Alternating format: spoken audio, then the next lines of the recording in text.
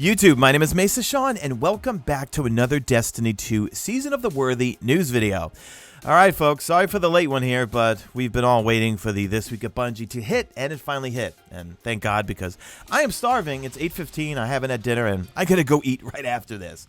Before we get into the This Week at Bungie, Luke Smith just tweeted something out, and I'm sure it's going to be in the This Week at Bungie as I go through it with you, but I think it's going to make you guys very, very happy. In this morning's video, we had a pretty vigorous debate regarding the whole artifact power-enabled system for PvP in Trials and Iron Banner, and safe to say you guys had some pretty strong opinions, and everyone kept it civil, and man, I love my community. But anyway, let's get into this video, guys. If you enjoy it, please hit that like button. It really does help me out. Subscribe if you're not a subscriber. And if you really want to help the channel out, become a channel member and join the Mesa Army Destiny 2 community over on Discord. And that's it. Let's get into it. Luke Smith tweeted this out, and hopefully this will put some of your minds at ease here. We will be disabling the artifact for power-enabled PvP, Iron Banner, and Trials, until we can implement a power cap feature. This cap will allow us to weave artifact and power pursuits together while preventing unbound power growth in PvP. Somewhere down the road, but before we can implement the cap, we're going to talk about the effect power has on combat in PvP.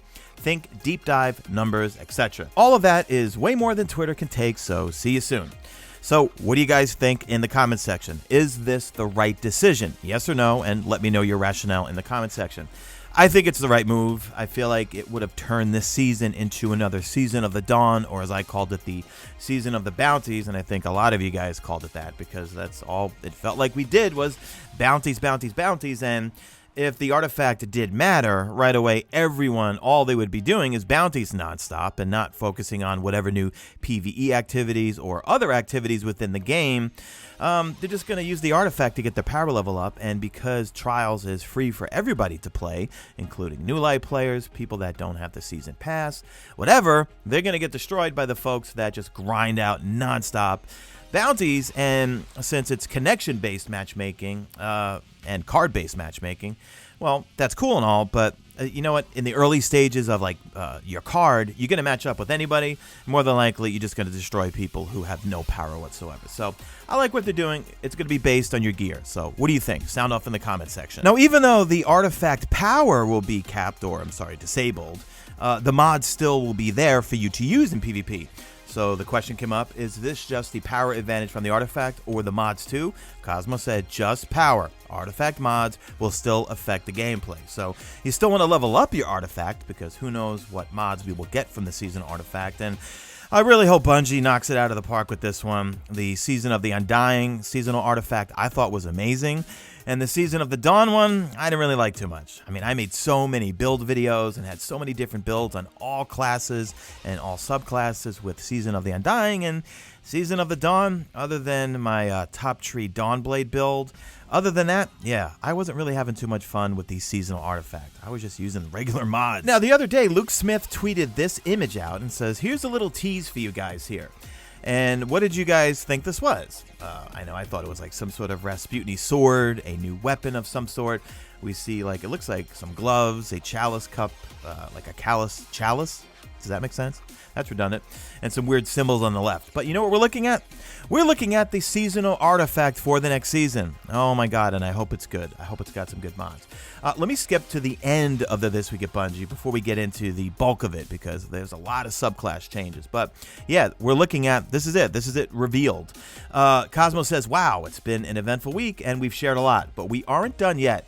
All of the Trials of Osiris talk may have some of you wondering if there's going to be PvE content coming next season. Luke mentioned we will have more info and also shared a cool picture of next season's artifact. And when you click the link, it brings you to this image here. So it looks like our seasonal artifact, that's the reveal. It's going to be this sword of some sort. And also there's a 4K image of it if you want to download it from the This Week at Bungie, and I'll link that in the description. And Cosmo says, there will be plenty to do for players who prefer to take on the minions of the darkness. Next week, we will share more on what to expect in Season of the Worthy. Only one more TWAB left to go before the new season.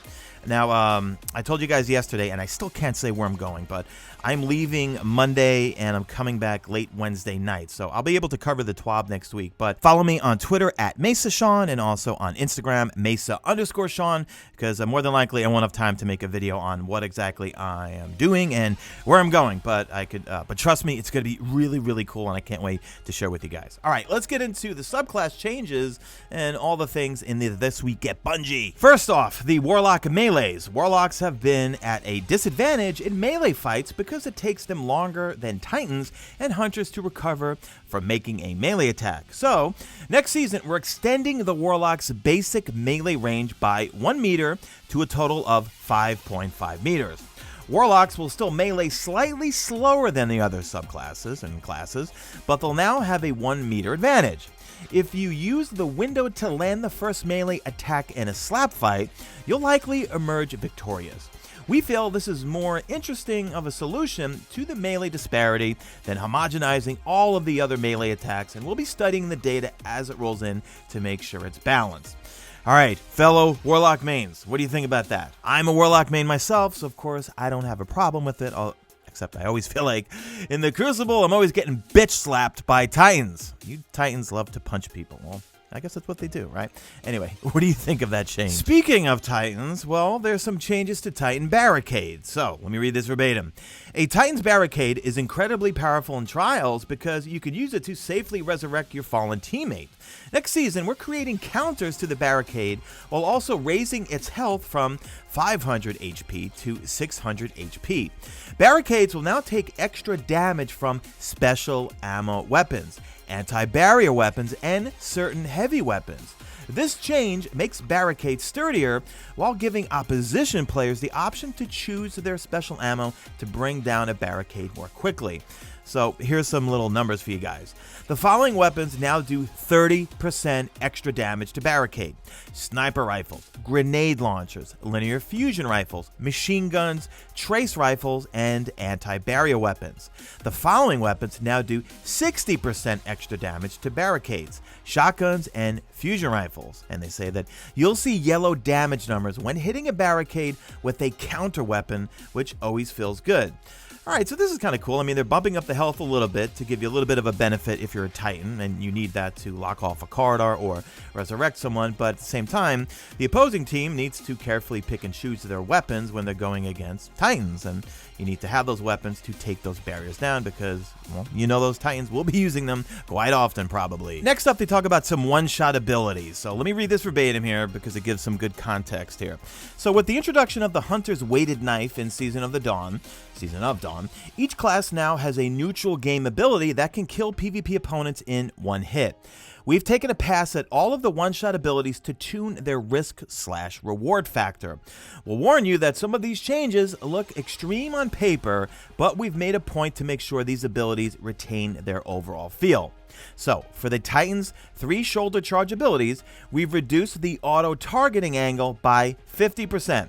That might sound like a lot, but acrobatic Titans should previously auto-target to make an instant 90-degree turn.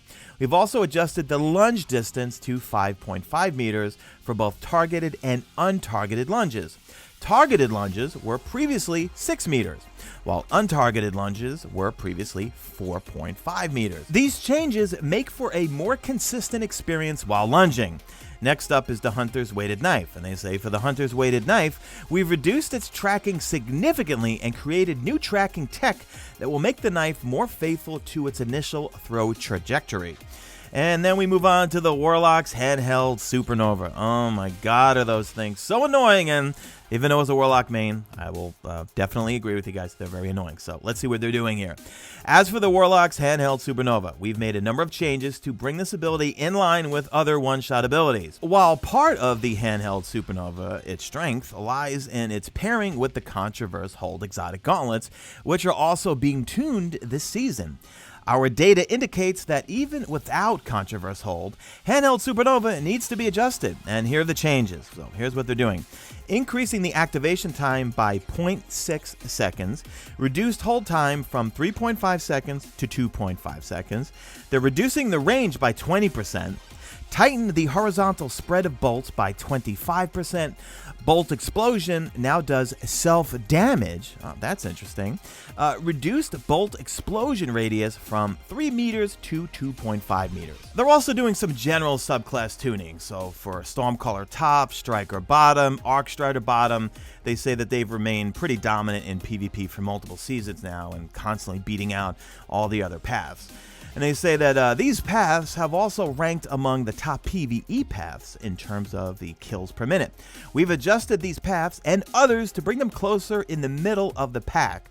On the other spectrum, paths such as Voidwalker bottom, Nightstalker bottom, and Striker middle needed some love, so we've taken steps to lift them up.